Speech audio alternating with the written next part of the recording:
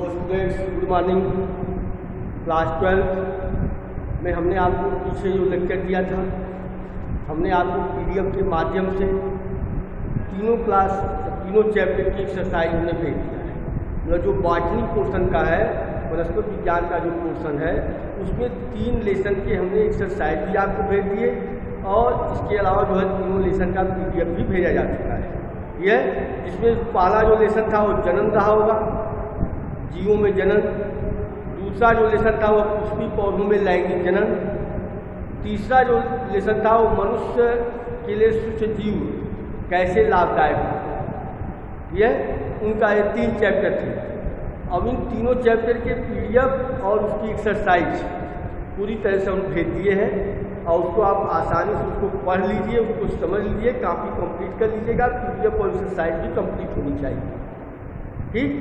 अब उसके बाद उसमें जो होता है, जो अगला चैप्टर आता है, जो बॉटनी का जो पोर्शन होता है, वो सबसे काफ़ी कॉम्प्लिकेटेड होता है, जिसको हम कहते हैं जैव प्रौद्योगिकी या बायोटेक्नोलॉजी। यह तो जैव प्रौद्योगिकी का मतलब क्या है? देखिए, जैव प्रौद्योगिकी बायोटेक्नोलॉजी, बायो होता है जीव, टेक्नोलॉजी मतलब तकनीक। हम क्या करते हैं, किसी जीव के अंदर कोई तकनीक को घुसेड़ देते हैं, जब उसके अंदर कोई प्रवेश करा देते हैं।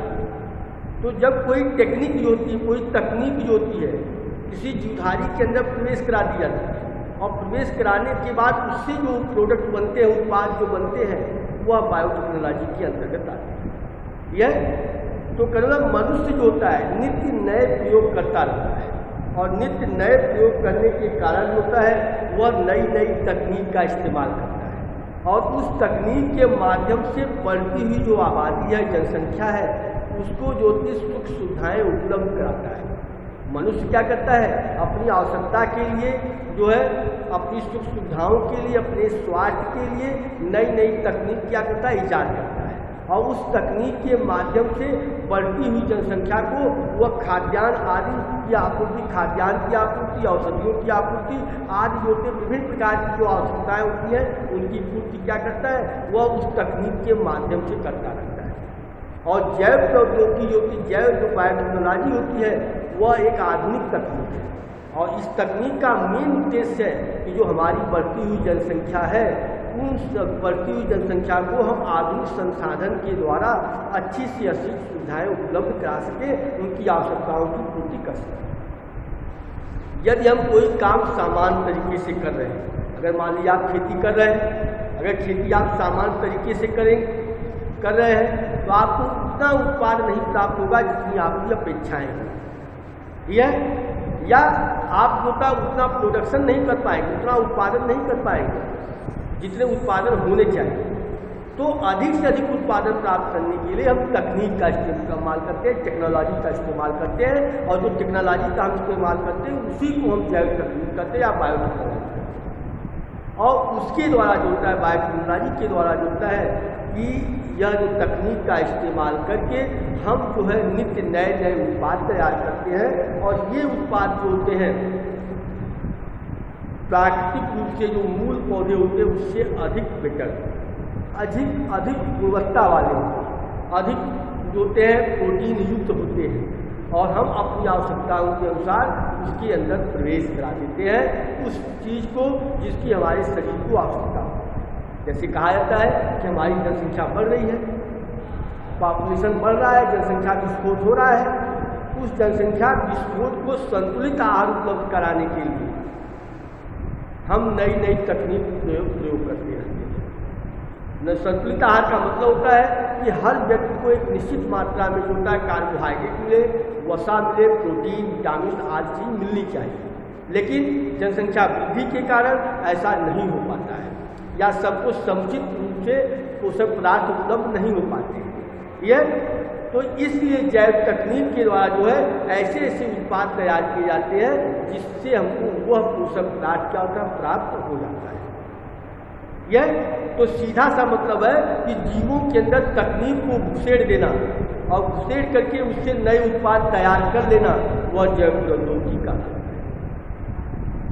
या दूसरी बात हम समझें, यह जैव तकनीक का मतलब बायोटेक्नोलॉजी का मतलब होता है कि बायोटेक्नोलॉजी जो होती है यह एक आधुनिक मतलब जीव विज्ञान की एक आधुनिक शाखा होती है, और इस शाखा के द्वारा जो होता है कि जीव जंतुओं का हम प्रयोग, जीव जंतुओं के अंदर तकनीक का प्रयोग करके नए नए उत्पाद क्या करके तैयार करते हैं। जैसे सामान्य रूप से समझ लीजिए मतलब जनरल चीज, हमारे शरीर के अंदर अग्नाशय पाया जाता है।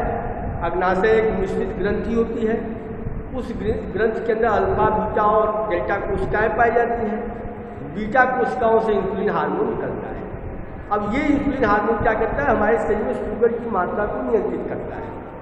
तो अब जो होता है इंसुलिन की इतनी मात्रा तैयार नहीं की जा सकती है कि सबकी आवश्यकताओं की पूर्ति की जा सके।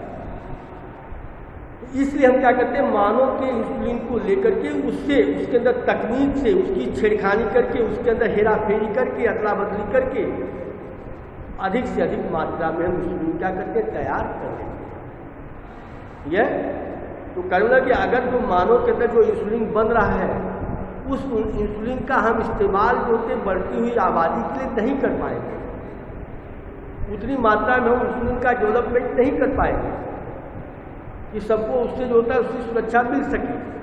तो हम क्या करते हैं, जैव तकनीक के माध्यम से मनुष्य के शरीर से लिए गए इंसुलिन की सहायता से जो होता है हम अधिक से अधिक जो होता है उसका उत्पादन तैयार कर लेते हैं।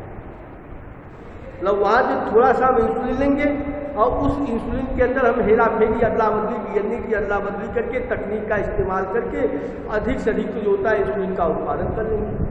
जब अधिक से अधिक इंसुलिन का उत्पादन करेंगे तो अधिक से अधिक लोगों को इंसुलिन की आपूर्ति हो जाएगी, जिससे जो होता है शुगर से, डायबिटीज से लोगों को क्या होगा, उसका नियंत्रण हो सकता है, उसका कंट्रोल हो सकता है, उनको निजात मिल सकती है।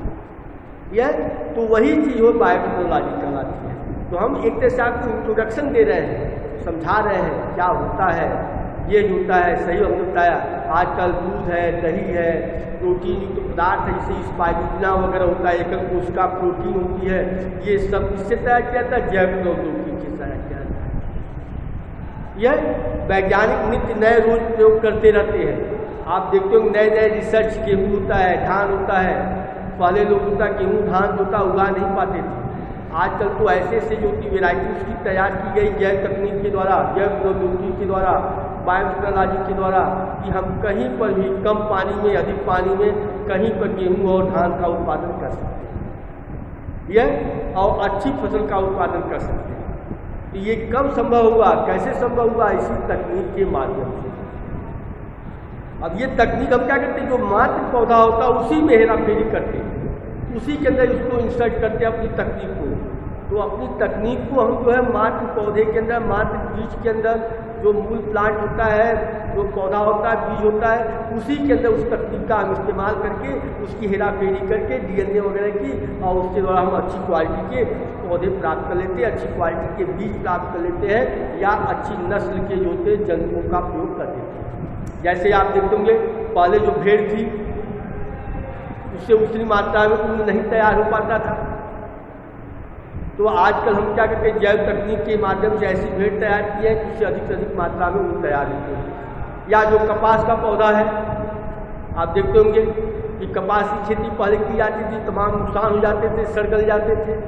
आजकल हम जैव तकनीक का इस्तेमाल करके कपास की अधिक उच्च क्वालिटी की, उच्च गुणवत्ता वाले पौधे तैयार करके, जिससे अधिक से अधिक मात्रा में कपास का उत्पादन होता है। और कपास को नष्ट करने वाले जो जीवाणु होते हैं, उनसे उन्हीं की सहायता से जो होते हैं जीवाणुरोधी कपास के पौधे तैयार किए गए, जिसके ऊपर जीवाणुओं का कोई असर नहीं पड़ता है।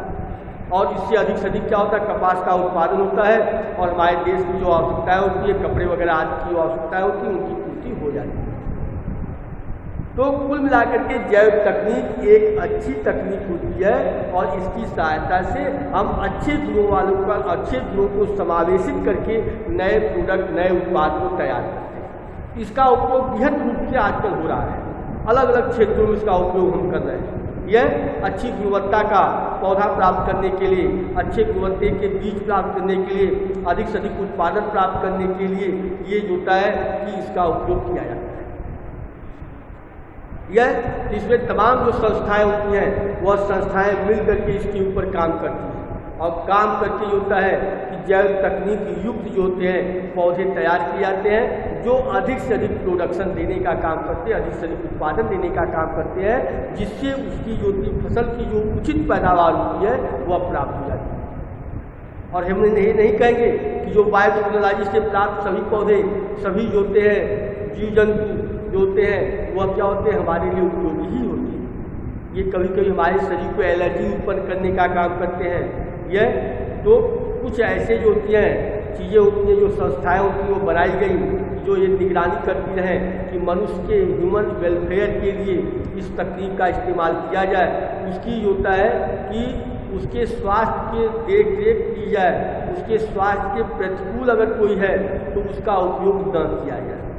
यह तो इससे जो होता है जैव प्रौद्योगिकी का प्रयोग होता है, उत्पादन तो अधिक प्राप्त हो जाता है।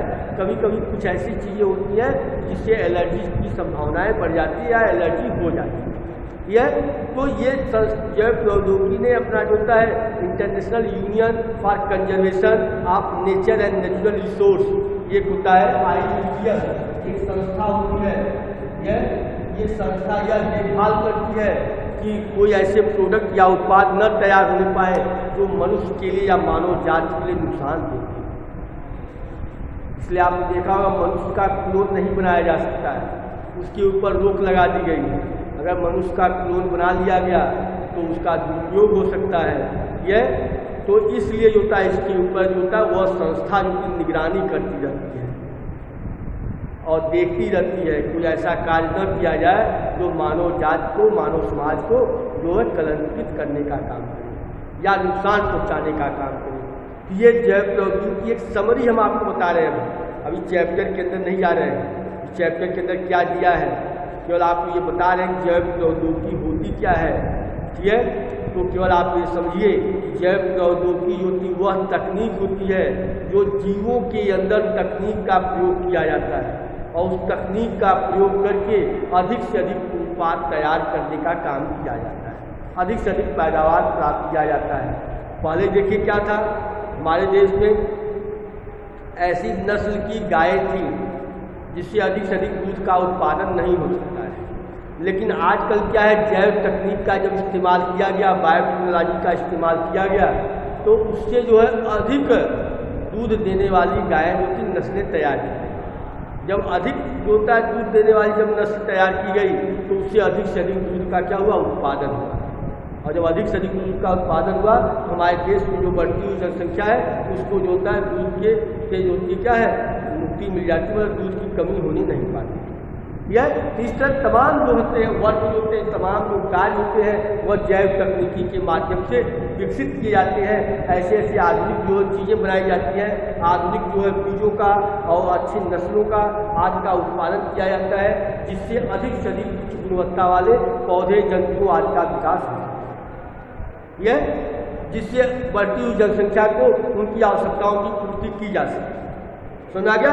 ये आपको इंट्रोडक्शन हमने समझाया, चैप्टर जो है आपको अगले दिन समझाएंगे। ठीक है, धन्यवाद। एक बार आप उस चैप्टर को पढ़ लीजिएगा तब और अच्छी से समझ में आएगा, क्योंकि उसमें तमाम ऐसी चीज़ें हैं जो आपको समझ से परे होंगी। अगर एक बार आप चैप्टर पढ़ लेंगे, जब हम आपको समझाएंगे तब और जो है अच्छी तरह से आपको समझ में आता चला जाएगा।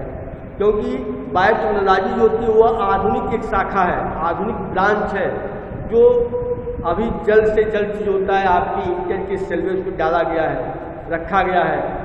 तो आपको अगर इसको अच्छी तरह से समझना है तो थोड़ा बहुत आपको अध्ययन करना पड़ेगा। उस तरह कोशिश हम करेंगे कि आपको स्टेप बाय स्टेप समझाते चले जाएंगे, लेकिन तब भी अगर आपको अच्छी तरह से समझना है तो आपको पूरी किताब का अध्ययन कर लेना है। ठीक है, आज इतना ही, अगले दिन सही। धन्यवाद।